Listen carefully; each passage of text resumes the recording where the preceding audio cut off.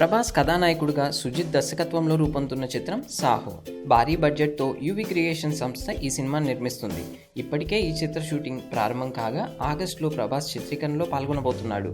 ఇక టీజర్తో ఇదో science fiction cinema అనే ప్రచారం జోరుగా జరిగింది. మరికొందరైతే సోషియో ఫ్యాంటసీ మూవీ అని కూడా అన్నారు.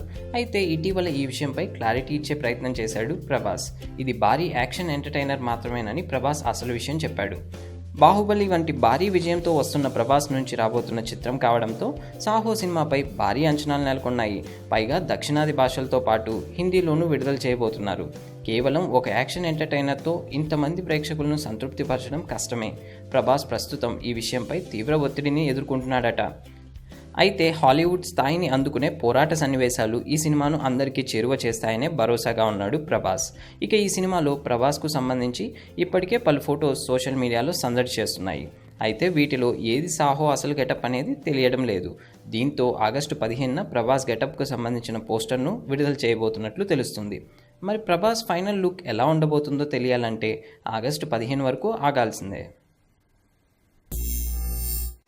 Thanks for watching. For more interesting updates, don't forget to subscribe Filmy Looks.